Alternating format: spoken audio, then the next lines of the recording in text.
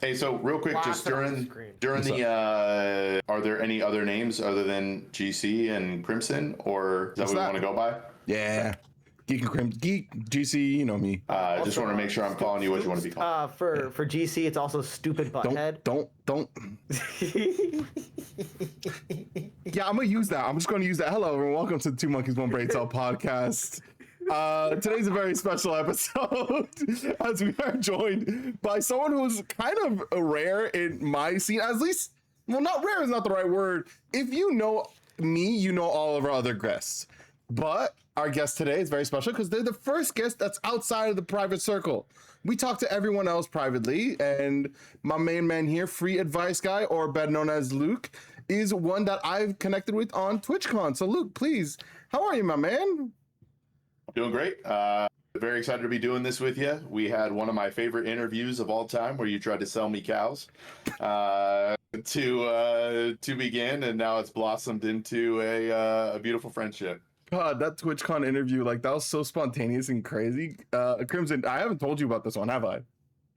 No, you don't tell me anything. That's a lie. I tell you a lot. So I met Luke at TwitchCon when I was dressed up as my Armenian trader getup. Padbay was just like, hey, go do your bit with him. He will love it. Be like, oh, you want cow? I'm like, all right, sure, I guess. I just like ran up behind him like, hello, my friend. I have cow for sale. You want? Good deal I give. It was just like the most random thing I could think of. Do Armenians have cows on standby like that? If so, where's my cow, GeeC? Why do you want a cow? Why do you want a cow? Milk! I love raw milk. I drink raw... For legal reasons, that is a joke. For legal reasons, that is a joke. Do not drink raw milk. Pasteurize your milk, please. So Luke, tell us about what you do. Like, what's the hoedown? What do you like doing? What's going on? Oh damn! Yeah. What the hell? So, like the short version, I'm a free financial advisor. I'm a certified financial planner professional, which, if it matters to anybody, I think it's considered the highest credential as a financial advisor. It means I'm a fiduciary. I have to do what's in everyone's best interest. Education requirements, continuing education requirements, stuff like that. But in reality, I'm just trying to help as many people as possible get better with their money. I was raised by a single mom who was terrible with money. She was awesome as a person and loved her very much. She loved me very much, but she was terrible with money. So I really got into finance to help her and people like her. And, sadly, she passed away in 2015, very shortly after I became appreciate you guys. But very shortly after I became a financial advisor, but it didn't change the passion and what I wanted to do. But working at a corporation makes that difficult. So back in 2024, I quit and started Free Advice Guy. Can we ask what corporation you worked under, or like how big was it, or its scale at all, or would that get you in trouble? No, I think I'm allowed to talk about everything, but I worked at Vanguard. So it's I know Vanguard. Yeah, one of the world's largest asset managers, one of the big guys. And honestly, I love my time there. You guys might have other feelings, but working at Vanguard felt like I was working for the good guys in that whole arena. I know some of the online comments and feelings about Vanguard because of kind of the influence that they may have has shifted a little bit, but honestly, it was great working there. Great experience. I'm forever grateful for what I learned and the experience I got at Vanguard. But it sounds like you had nothing but positive experiences, at least what you're telling us. Yeah, you still left to do Free Advice Guy simply because of your passion. Or yes. Oh wow. You see, that's the type of content creator I like to see. It's to be even more open. When you're working at a corporation, this is anywhere, but if you want to move up in the world, I would have had to move further and further away from the clients I wanted to help. So my last role there was a high net worth advisor manager. So I had a team of advisors that reported to me, that I coached and trained and all that. And then my next spot would have either been ultra high net worth, so wealthier people, or maybe a manager of managers instead. But either way, that would have taken me away from the people that I believe need more help than anybody, and that's people generally with $0, -$, or low assets. They don't know what they're doing. So really trying to get the education. So even though I am a free financial advisor, my main purpose is financial literacy and making people better with their money. Okay. So this is like a very interesting line of work. I don't meet a lot of people that enter this. So it's a lot of like, I want to be a doctor. I want to be a fireman. I never hear I want to be a financial advisor. So what was that kind of aha moment of like, this is what I am set to do? Yeah. So if you're talking about just finance in general, I mean, this was back in like 2011 or no, I got my degree in 2008, so it had to be before that. But like 2006, honestly, it started off because my brother said you can help people with their money and make good money doing it. And I was like, what? Like, what is that? And he talked to me about finance. Now, to make a lot of money in personal finance, you got to manage a lot of assets and do things like that. And I don't want to do that. I want to help people manage their own assets. And if they want an asset manager, then they can go find that somewhere else. But it really stemmed all the way back then to how can I help people get better with money? And that's really what I did my first, really my whole career at Vanguard. It just started to become, I was working with people that they were going to be successful with or without me. And I wanted to help people that I could actually make a difference on one conversation or two conversations. I could actually change their lives. And that's really what I want to do. Well, I've definitely seen your shorts, and it does seem like that is your intention, because you do on the street interviews, right? Or on street questions. What do you call an interview? Because we call it man on the street. Man on the street. Yeah, you do that type of content, but it's all about free financial advice. And honestly, shit, a lot of the takes you have has helped me. I appreciate that. Yeah, it was always a dream of mine to literally, because you never know what somebody you're walking by has going on in their lives. So it became this thing in my head to help anybody walking by. So I have a sign. Man, I don't have the OG, but this sign behind me. Uh-huh. There goes Pinecone. Pinecone. I have the most expensive asset on that set. Right? Big Bear, California, right there. It's huge, by the way. Fungible. Very fungible. That is massive. Yeah. It's as big as your head. Yes. If I didn't have my beard, this would be about equal to my head. But anyway, I literally walk around the streets with this sign, looking to engage with people and having random conversations.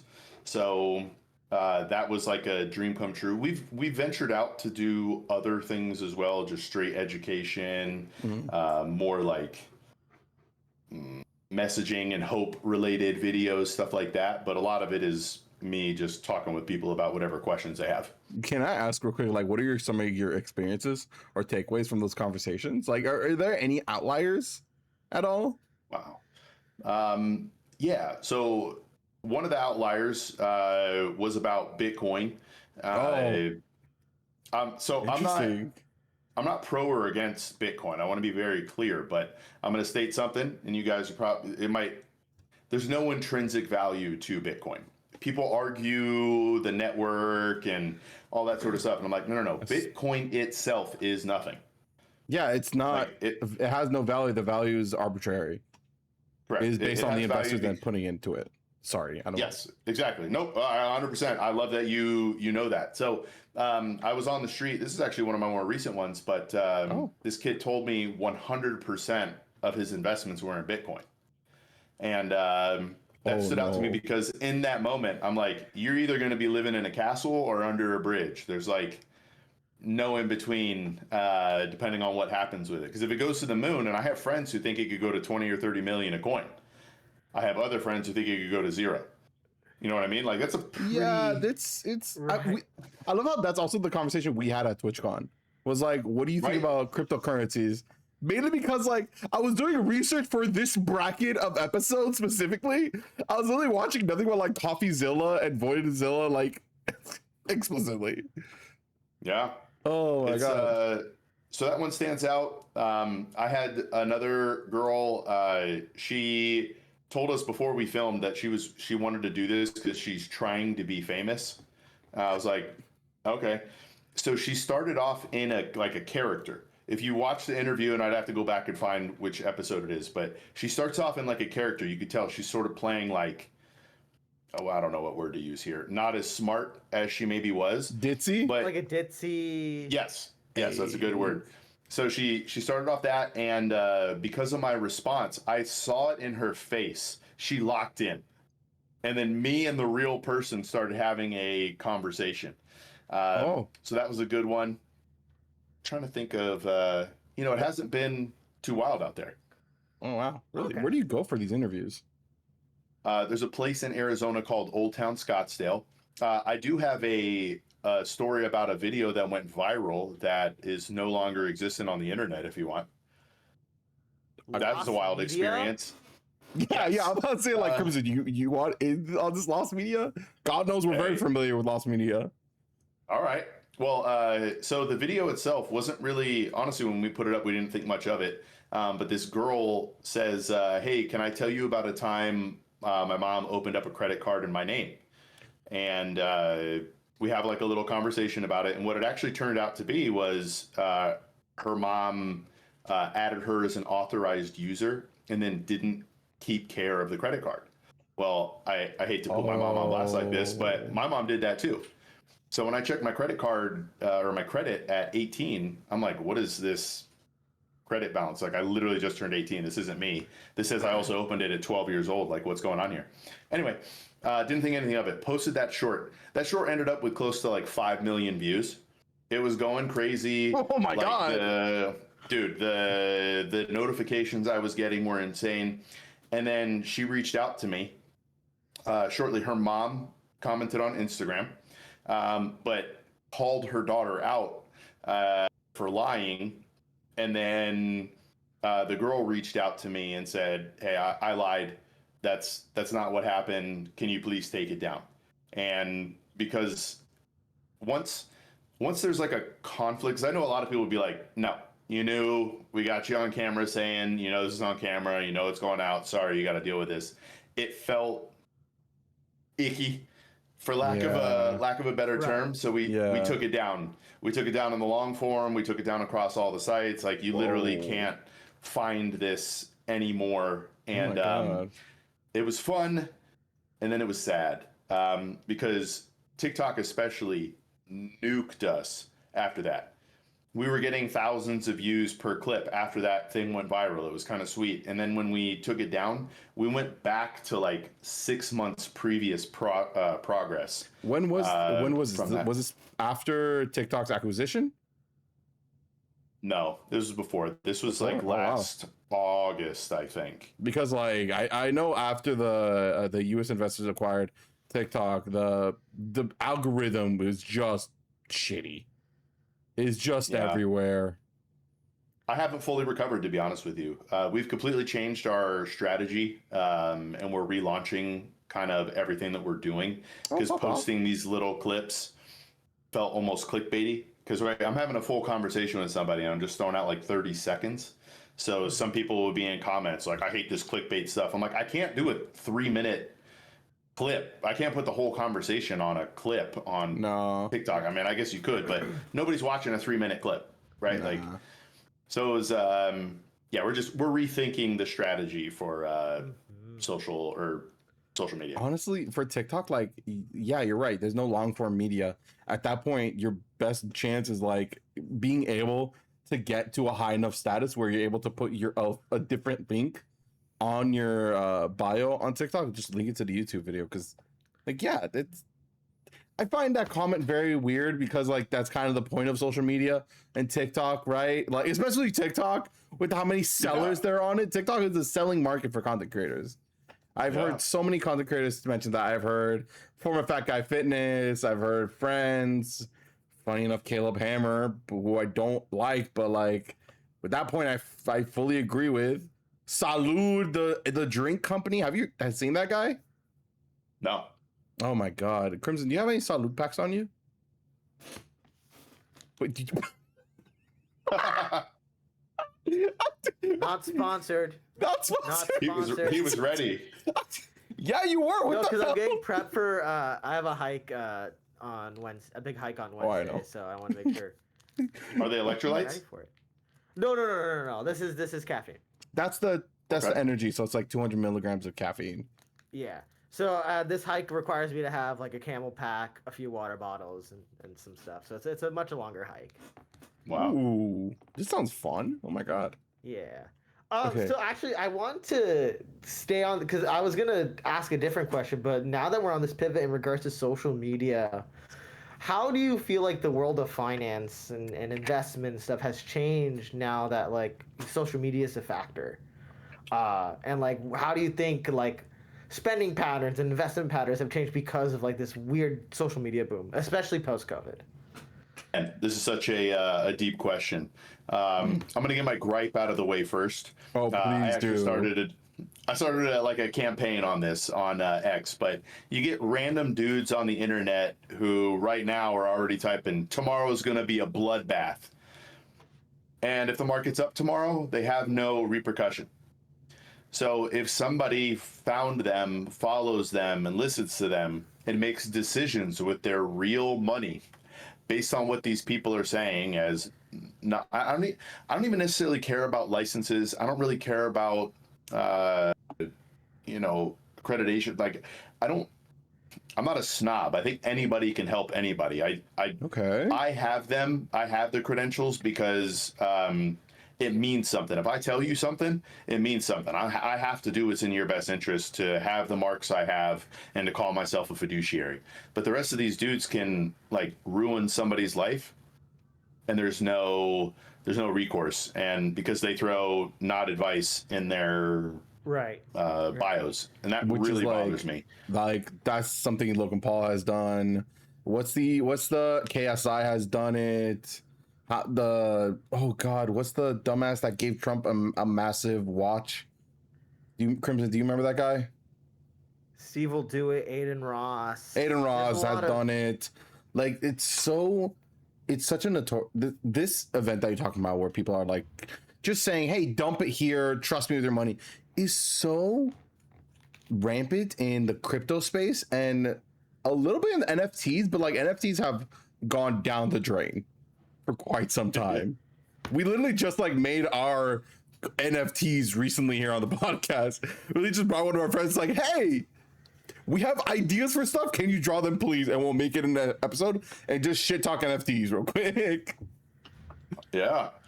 I think, it- what I was gonna say is that politicians I also remember do there it. was if you know who Kevin O'Leary is, he's Yep. a big Shark Tank guy. I think we talked about this. Mr. Wonderful. I believe so. I think that's his nickname. I just like close my ears whenever I see him. But Hassan fuck this Minhaj guy. had him on his show, and Hassan brought up like you're telling your fans to invest in these things, and then they all go into shambles, and then like you don't do anything about it, and then Kevin's like, well, I tell them it's not actual financial advice, and then Hassan said, I think he said it really beautifully. It's like, but they look to you for financial advice. They see someone that's successful doing it, and they're like, oh, I want to be successful like this guy. I got to listen to him, and then all of a sudden everything, goes up in flames. And it's like, I think there's a level of responsibility that comes when you are specifically a content creator that people look to, and you're giving financial advice. So where do you fall in line when it comes to stuff like, okay, I know I have so many eyes on me. Like, what am I supposed to do? What is my goal to make sure that I'm giving the best advice I can? Like, what are the steps you take? So advice is very specific. You actually cannot give advice to a group.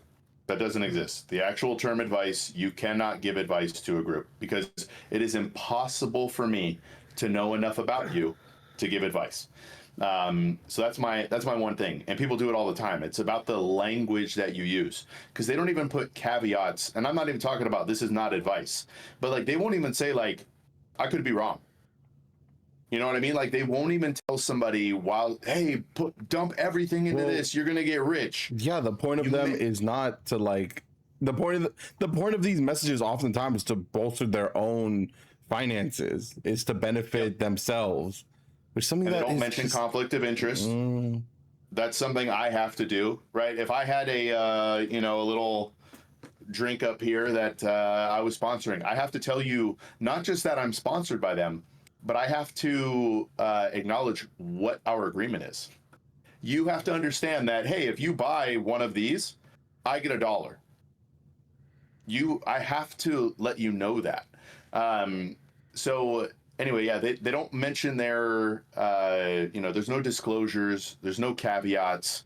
And that stuff really, really bothers me because there are people who reach especially like the Kevin O'Leary's of the world and people like him, they're known, right? Like there might be recourse, like really negative backlash, right? If the social media went after him for something, it would actually tarnish his reputation.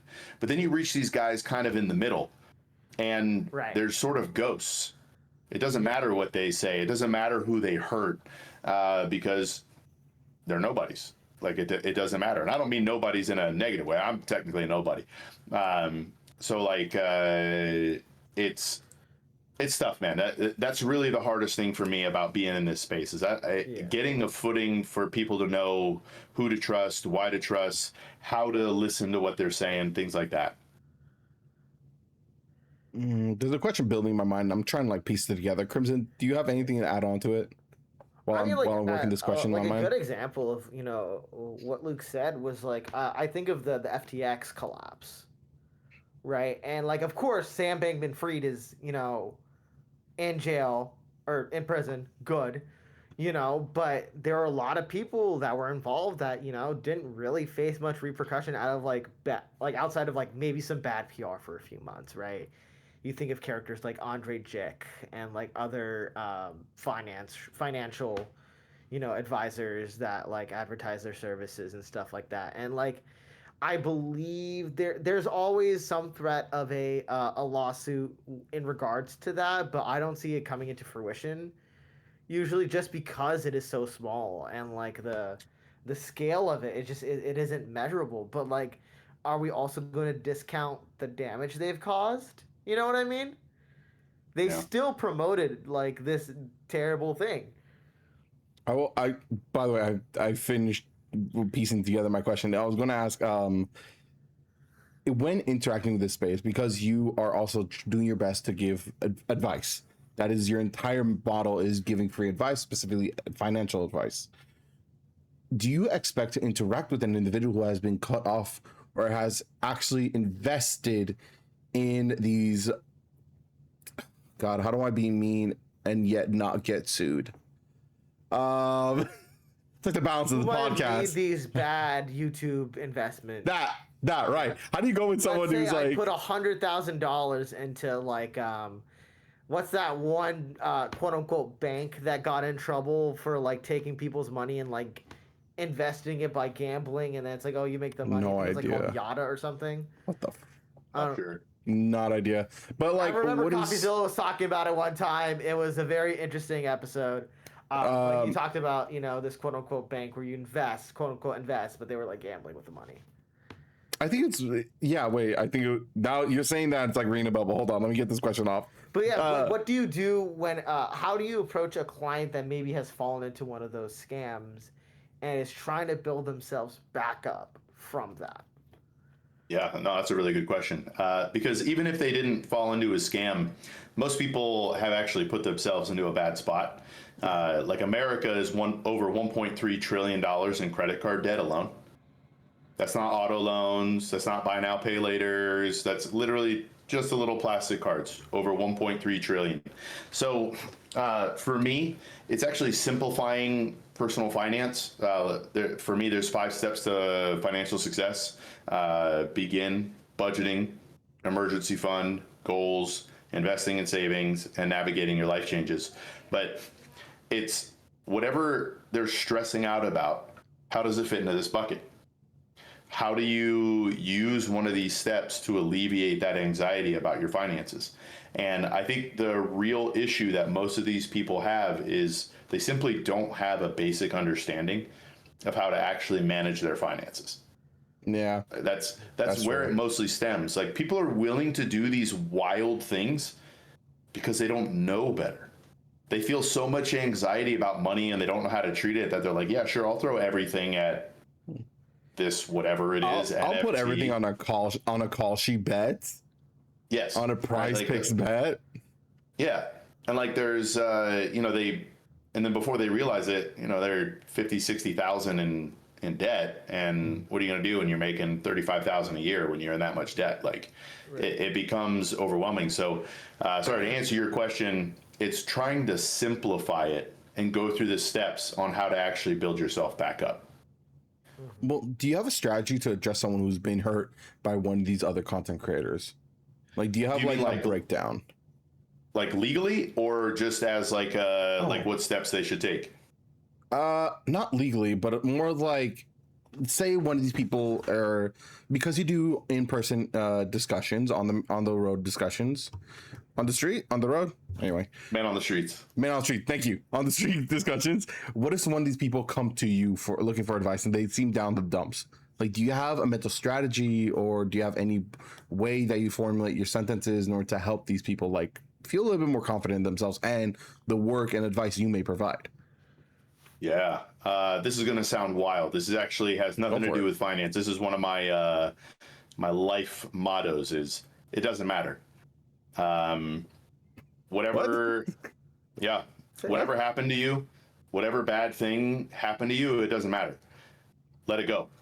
If you are holding on to whatever that thing is, it's affecting you now, and it's causing more effect than it needs to. So, all right, then your specific example that you got burned, you lost $100,000.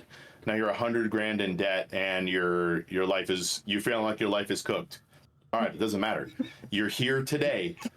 What step do we take to move forward? Brother, hold up. 100, like, I'm not in $100,000 of debt, but woof. Yeah. Yes. I have a friend who kind of left. glad I'm only like $12,000 in debt. Yeah, I have a friend who left law school over 200,000 or around 200,000 in debt. Yeah, that sounds about right. Yep, that sounds. It wasn't about even right. just student loans. It was more than that. So, yeah, it's more the mentality. Like, wherever you are, today is a new day. You got to take that first step forward. So let it go. And let's start building you up from the ground up. Let's make it so you don't do this again. Right? That's really all it is. Hopefully you learned your lesson and you don't double down, because the problem is a lot of people end up doubling down. Well, that one didn't work, but this other one, this like, is at going a to be certain the one. point, like, I could understand the rabbit hole of logic where it's like, at a certain point, I'm so down in this grave, I might as well just keep digging. One way or another, I'll just dig so far down, I'm actually going up. Yep. Double or nothing, baby. Double or nothing. That's what a lot of people end up doing, and they double down 4 or 5 times, and they end up in a crazy amount of debt. So, there are legal ways out of some of that. I don't generally get into like, you probably want to consider bankruptcy because you're not getting out of this. Mine is more about building the habits so that you don't get there, and if you are there, let's work to figure out a way to get you out. And then if you can't, right, if it truly seems insurmountable, I'm probably going to point you in a direction of another specialist or someone to talk to. So you're all about building a baseline foundational understanding about how financing works, that allowing the person to like explore past that to gain more information to build themselves up. Yeah, for sure. I mean, honestly, I'm boring. A lot of people, I think, want an influencer who wants to say something exciting. And I have nothing exciting. Like, even my investments a lot of the time are boring. I mean, but like, that's life. That's how you know someone's probably being real with you, is that the fact that they don't have any fluff on it. That is just like straight up and real. Well, that's the hard part, man. If you don't have the fluff, if you don't have that sort of stuff, people don't want to. You got to be a peacock, man.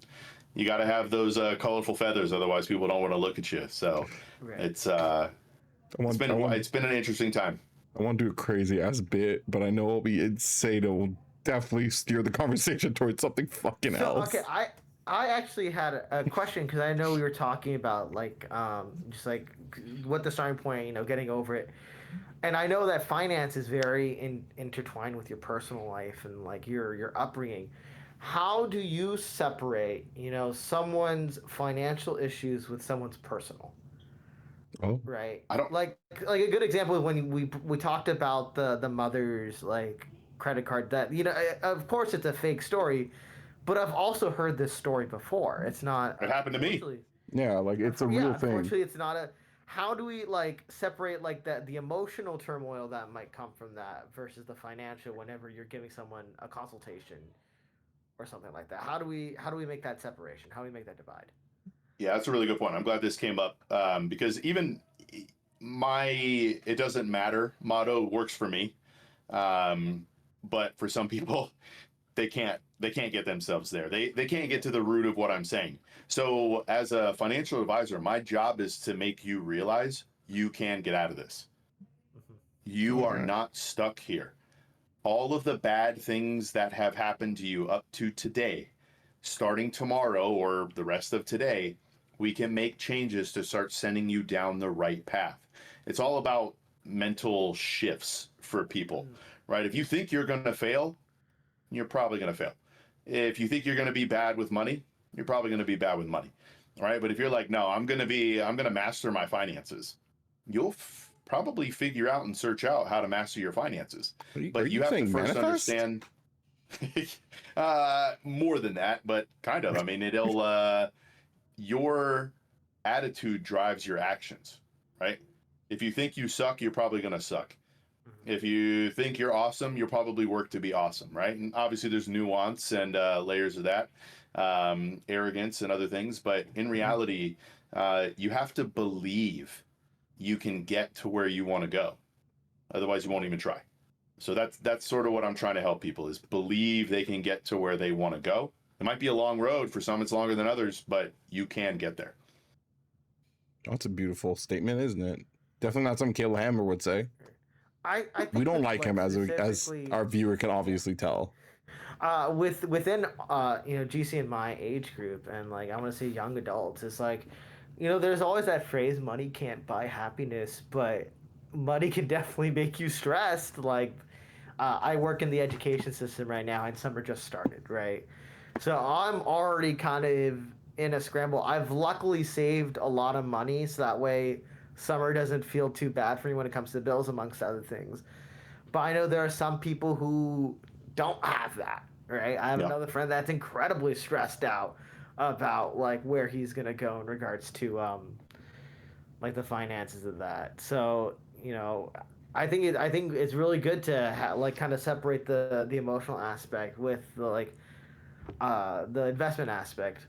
What do you think is like a big misconception you hear from clients whenever you're talking about finance? Like, what is some one thing that they might tell you that it's like, oh, actually, no, it's definitely not like that. This one's going Ooh. to be boring, so please press me on this if there's more to it. But that a detailed budget isn't necessary.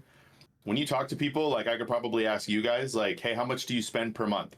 Literally, the most people are going to say, around, and then throw out a number. Most people underestimate that by like 20 to 30%. And for some people, it's like 60%. They just, their brain doesn't calculate how much money, like their brain and their emotions just does not, there's a cognitive dissonance there. They just are unable to realize how much money they're spending. And then people don't realize, like, if they focus on that and realize that and put their eyes to paper on a detailed budget, they're like, dang, like I didn't realize I was spending $600 a month on coffee. Right. And it's not even necessarily a problem that you were spending 600 a month on coffee. It's that you didn't know. It's the that's the main issue. So when you do like a detailed budget, and this is for the brokest of broke people and for the richest of rich people, the more you understand where your money is coming and going, the more effective you can be with it and have a real idea. Because right, the internet, everybody, you read a lot on the internet about how people are struggling and things are harder, and they definitely are. Inflation has caused things to be more expensive than they should be. But even with that said, a lot of people are still, they have bad habits. They're just wasting money all the time. Like talking to random people, like $800 a month on DoorDash. Like you realize that could have been like $500 a month. There's literally like $300 there that you probably lost because you did DoorDash. Like, so it's really that every dollar matters. Every dollar matters. I want to say that GeeC and I spend about, like, divided, I want to say, like, our coffee budget's like $60 a month, but kind of looking back on it, it may or may not be $100 a month. I mean, no, it's definitely not, because we split our coffee budget and we do it like at most once a week. Right, but then you have to consider, like, sometimes we want a pastry. Sometimes we want. What are we saying? We? What do you mean we? You're the one. And I quote. I got you a cookie because I didn't want to share mine. I didn't want a cookie, but okay, sure. Why not? Okay, then give me the $5 it took for the cookie. Then I don't have a job right now. I can't. Okay, ticket I owe you. You owe me 3 cookies. What? Oh, anyway. Figure it out. Figure it out. Find it in the budget. Cookieflation. Cookieflation. What is this cookieflation I'm dealing with here? Hey, if you weren't too busy sucking at Marvel Rivals, you would have seen the cookie budget. Hey, game win streak. Your boy was pulling up. Okay, bro. Held it down. I think it's almost Okay, 7 Bronze. before. Just saying. Hey, Luke, come on, man. What's up? Hey, what we doing here? All right, what we doing here? Gonna make me fool on my own podcast? I will say, GC's the Blood Hunt GOAT. I will say that. Shit. He made a couple of tweaks. My man just fired up there. That was impressive. Eat my butt, Crimson. Impressive. Should I remind the audience about your Digimon win rate? You play TCG. That's different. I'm learning. What the fuck, dude? I'm bad at TCGs. I know history. Doesn't mean I'm good at playing them. I can't say the thing I want to say because it'll dox you. At a 5-round tournament. Yeah, you also won a couple ones. Shut the fuck up. If I'm you're done dealing with losing you. against me, I think you gotta reassess. I have a question. Your life, you know what I mean? Hey, get back to work, dog. I got a question for our lovely guest. Shut the fuck up. All right, ask your Luke. lovely guest a question. Ours, you idiot, not mine. It's like a married couple. I was gonna ask you, TCG actually brought up something we've been looking on is. My name is TCG. Shut up. I meant TCG, like trading card games, the conversation we were just having, you idiot. Oh. TCG's actually brought me actually reminded me of something. There's this ongoing trend right now because we are in a financial hardship. You know, I feel like everyone's struggling right now. There's that lipstick theory, right, Crimson? That's what it is? Yeah. This question goes in line with like what we were talking about previously in TCGs, where Logan Paul is infamous for saying buy Pokemon cards, buy One Piece cards, all this. But in your financial opinion, does any of this really matter? Does scalping, flipping cards really matter in the grander scheme of things? This is a tough question. So this is where I'm going to put caveats. Because any collectible that you buy or sell could make a lot of money. But I grew up during the Beanie Baby era. And Beanie Babies, dude, some of these things were going for thousands and thousands of dollars. And then just out of nowhere, they went to like $0. That can happen at any point. Now, some people have this notion that, like, let's say use Pokemon specifically, that Pokemon will be popular forever. Like, do you really think, and it's possible that the answer is yes, but that your grandkids will be playing Pokemon? Do you think your great-grandchildren, their great-grandchildren, right? Like, whereas gold, I feel fairly certain will be around for our great-great-grandchildren. You know what I mean? Now, these cards could make you a lot of money, but they could go to $0 at any point. So I kind of look at them as a hobby, but some people's hobbies make them a lot of money. Some people's hobbies just lose them money. You never know for certain. because there's no real value in it, right? It's sort of the same thing. Like, it has value because someone else is willing to pay more for it than you are. Right. So there's nothing intrinsically valuable about it except starting to sound like cryptocurrencies all over again. Yeah. I'm gonna force my children to love Pokemon and like my grandchildren, my great grandchildren. Just give me like that. Granted, I don't think like, Pokemon will ever.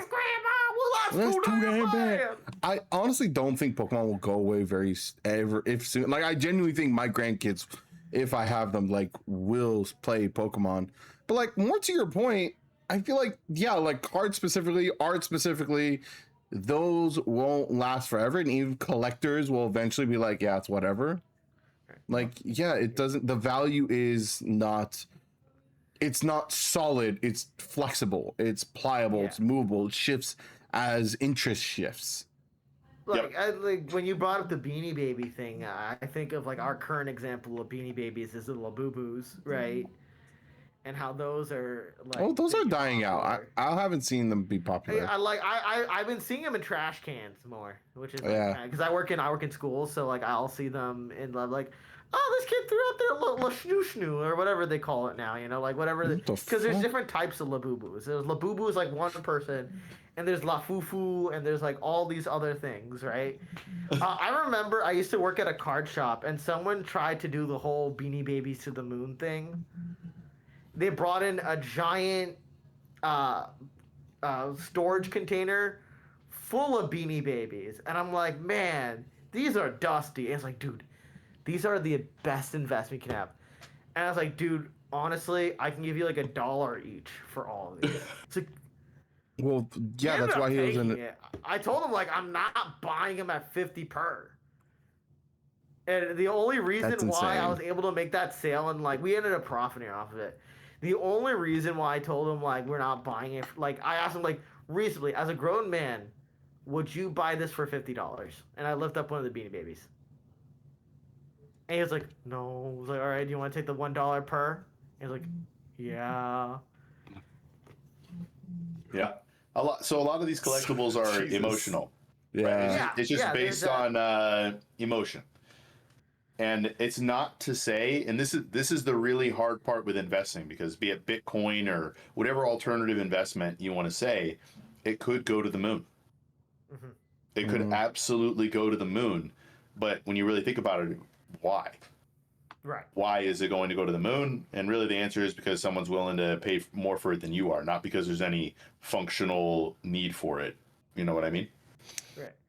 God, we also have to consider like markets. Just because something is worth $100, not means someone's gonna buy it. I always see those like Goodwill flipping videos where it's like, oh yeah, like old plush. This is actually worth like $100 on eBay. It's like, yeah, I'm not gonna. It's also might sit in your room forever because no one wants to buy it at 100 or 50 or something like that. Again, it's you. Like we kind of make the value of everything. Like my Yu-Gi-Oh collection's like 2-3K right now, but just as easily could be $0. Yeah, and it's almost as easy it could be $10,000. You never know. I remember your dad one day asking you, like, "Oh, are we in danger if people breaking into our house to get your collection?" Nope. That was so funny. You gotta get through the dirty clothes first. Ew, what the fuck? Wow, you really do play TCG. You really do play Yu-Gi-Oh! Wow. Right now. It will be clean. Inshallah, it will be clean. You said it wrong, you idiot. It's not inshallah, it's inshallah. It's pronounced differently in other cultures. You know that, right? Ah, fuck. Maybe I'm the idiot. Yeah. Arabic does have like a gazillion different dialects. GeeC, enough. What? Enough. I didn't start this. Lock in. All right, enough being an idiot. I want to ask this very important question to our guest. So what do you think? Like, what is the one piece of advice that you think transcends like all your videos that you feel like every person should know when it comes to finance? Man, I already hit you guys with the boring budget stuff. So let's go to the exciting stuff for investing. Let's get to the clickbait. Homeboy said, "It's go to the moon." This won't even be clickbait, but You should not copy how I invest. You should not copy how your friend invests. You should not copy anybody's investing simply because they are doing it. Your investment should be based on you and your risk tolerance and your time horizon. What? We are so, yeah, we could talk about that. Hold on, let me. People get so caught up in this person said I should do this, so I'm going to do it. That person doesn't care about you. Maybe they care about you. That's too far. They don't know anything about you. They don't know if that suits you. The term that we use suitability as CFPs, or CFP professionals, sorry. If it's suitable. So don't get your emotions out of there. Create a logical, non-emotional plan and stick to it. Don't let whoever or whatever scare you into doing something just because. Sorry, you Sorry, said that's boring. time horizon? What is the time horizon? So like think about your retirement, right? Like you want to be done working by 50, 55, 65. Like there's different time horizons. So, but if you said I want to be retired in 3 years, you should probably be investing differently than somebody who wants to retire in 30 years. You know what I mean? You don't have as much time for the market to recover before you maybe want to look at being in a preservation investment style. Whereas somebody who's in 30 years, like, I don't care what the market does. I'm not telling anybody to do what I'm about to do, and I'm not giving you anything specific so you can't, but I'm invested in 100% stocks. I don't recommend that for most people that I talk to because they can't stomach it. If the stock market lost 90% tomorrow, I'm literally going to sell this sign behind me and try to invest that in the stock market. That's not how most people function, right? So anyway, I totally got sidetracked there. You asked specifically about time horizon. It's literally just how long until your goal. That is going to help you decide how you want to invest. Wait, but like, let's backpedal a little bit because you said something way more interesting to me. But thank you for the definition. Now I understand. You are invested 100% into stocks? Can you give me some other investments that would be different than just stock? Because like for me, investing is just looking at stock market. Because I'm sorry, I don't think cryptocurrency is a wise investment in my opinion. It's too volatile, and you have to be very much on top of it to then chase it in any sort of functional way.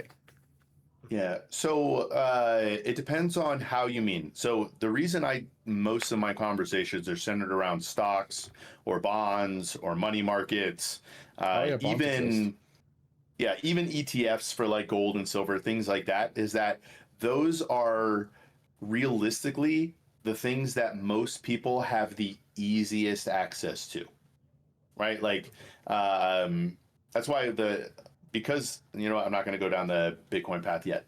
Maybe you guys have questions on that, maybe not. But I am 100% stock in my investable assets. Like I own gold. I don't own any physical gold. I participate in an ETF that tracks the price, but within that ETF, it owns physical gold in your name. But I don't physically hold any gold. It's just a way for me to participate in that market without having to pay these ridiculous fees that if I went to go buy a gold bar, I have to pay a fee for that. Like, you don't have to do that with these ETFs.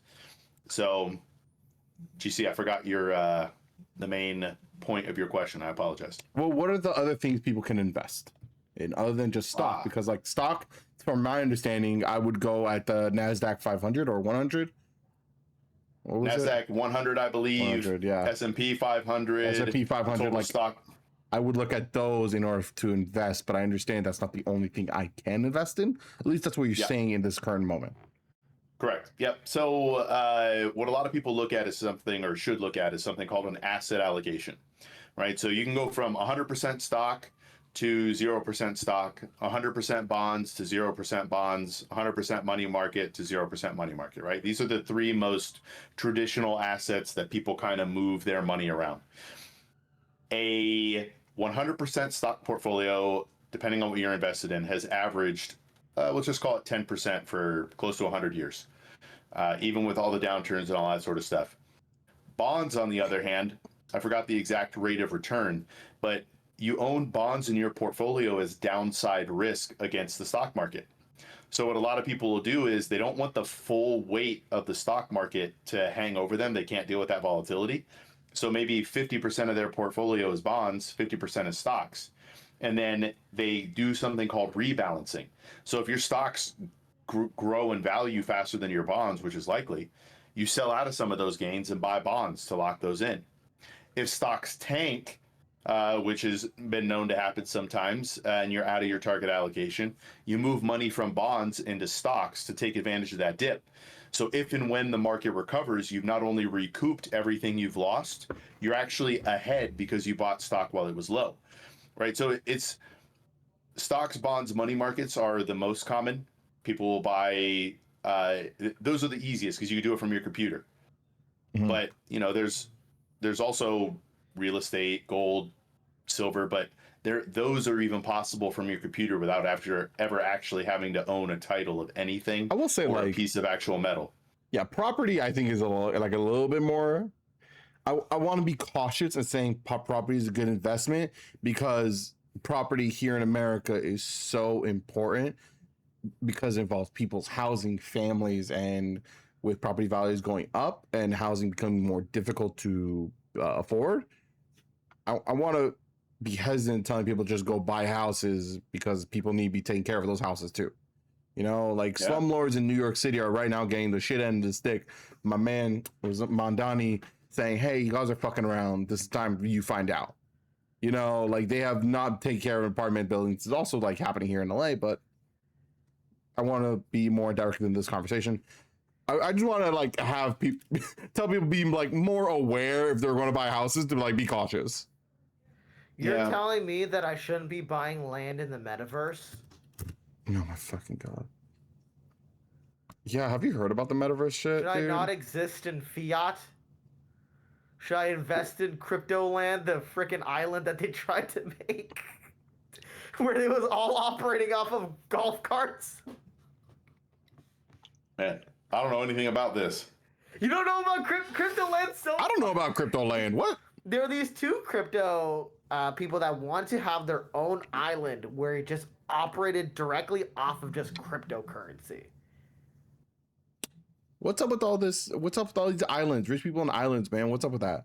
What we doing? The thing is that the island wasn't gonna happen. They're like, oh no, we can't like bring cars and gas and stuff, so everything's gotta operate on golf carts and this, that, and the other thing. And then it's like turns out like, and then they try to sell plots of land through NFTs, but then there was this whole thing where like if you lived in the US you couldn't really buy one of their NFTs, but then some US citizen somehow got an NFT.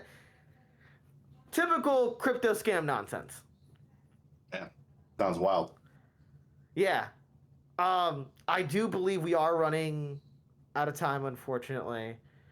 What is the best way that we can see your content, contact you? Please plug yourself, man. Give us your whole full plugs. Yeah, so it depends on how you want to engage. If you're all just about consuming content, you can get, I think, everything off of YouTube, my shorts or my long form. If you actually want to work with me, I have a free Patreon. I literally just have a community for people to join. Every week I do a market recap and community Q&A with my community. So now the plug to that is if you want to have a paid subscription to support the mission, that's great. I have no products or classes to sell you. I work entirely on donations, so I will literally never try to sell you anything. But those are probably the two best ways. But I am all over social media. So if you don't like YouTube, you don't like Patreon, whatever you like, I'm probably on. So I'm just going to list the random underground social medias that you probably don't know of. I'm going to see if you're there. Upscrolled. Nope. Blue Sky. Nope. Viver. Nope. Chow Hong Shu. I'm not even on Facebook. Hold on. I'm not even on Facebook. So let's Your hair is quite gray for you not to be on Facebook. Are you sure are you sure? Instagram, TikTok. Lemonade. Now you're making me. Let me see here. Hold up. YouTube, Homeboy. Instagram, TikTok, Reddit? X. I'm on X. Nah, we start calling it Twitter around here. All right. Twitter, and I was on Reddit, and they banned me. What? Yes, I got banned on Reddit. I plugged myself. I didn't know you're not supposed to plug yourself, so they banned me. Plug. Fuck. That's what? It was on the personal finance board, and I said something like, I answered this question. I did this like 3 times in the course of like 15 minutes, to be fair. mean- But they banned me. I said, hey man, my bad. And they were like, nope, you're done. I'm like, cool. I didn't. Wait, but people use Reddit to like promote themselves regardless. Like that's still a thing. I think it was because I was in the personal finance board. I didn't know their rules after I got banned. Oh, That's when I it looked was at their rules. theirs. You're not allowed to state your credentials. You know what? Since we're putting people on blast, you're not allowed to put your credentials on Reddit. You're not allowed to like. Wait. On that that subreddit. board, on that subreddit. board. Okay, Personal that finance. subreddit. Okay. Yes, sorry, personal sorry. finance. You're not allowed to put your credentials. I told that you're not allowed to direct them elsewhere. Okay. That's like you could send them to a link like Investopedia, but you can't send them to like freeadviceguy.com. All So right. I told people the answer to their question, and I said, "Hey, I'm live right now."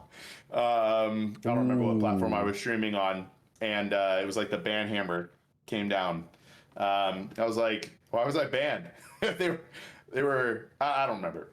I just know that they didn't let me back. All right. Well, that Didn't makes let me sense. You're banned on Reddit. I'm banned from Uber. What? I forgot. Yeah, you are. I forgot about that. Uh-oh. So We'll have to hear dumb. that story sometime. It's so Yeah. dumb. Well, maybe one day on the pod I'll tell it. We'll see. That's a good We'll one. see. Well, Luke, thank you so much for taking your time to being here and giving this conversation. I'm not gonna lie, will absolutely be picking your brain very soon about some finance questions that I have. That'll probably be a I little learned bit a more lot. in depth. But yeah, I learned so much. so much. I appreciate you guys. GeeC Crimson. It was beautiful talking with you guys. I really appreciate the invite. Of course. No problem, Also, man. beautiful beard. I love it, dude. Absolutely. You were talking about earlier, like, oh, I'm not peacocking. That beard Oh, is doing he's- work. Look at that magnificent He's thing. got you beat, bud. He's got Hey, you beat. whoa. He's full colored. He's got full colored beard. Hey, fully colored. I my got a little beard- bit right here. My beard is my beard and it's beautiful. It's Arab, okay? We accept I that. have Quit your hate. this little bit of red. Otherwise, I got no color in this beard. It's Oh, are you redhead? Are you natural redhead? yeah. Oh, wow. My beard was not up here, but my beard was. Yeah. Oh, shit. I fucking have- look hot. I have boy band beard. You guys can't see it, but I have boy band beard. Almost, who's that really famous porn star? Almost looking like Ron Jeremy type facial hair. That does not look like on Jeremy with that. We'll see you guys later. Deuces! Ron Jeremy ass. Oh, dude, I love saying shit I like was that. gonna That's pull insane. up a picture, but then I realized if I look up Ron Jeremy on my computer, I'm gonna see his penis. Yeah, of course you will. Guy's known for having a huge I don't dick. want to see his penis. Coward. Oh, you go look at his penis then. I don't wanna.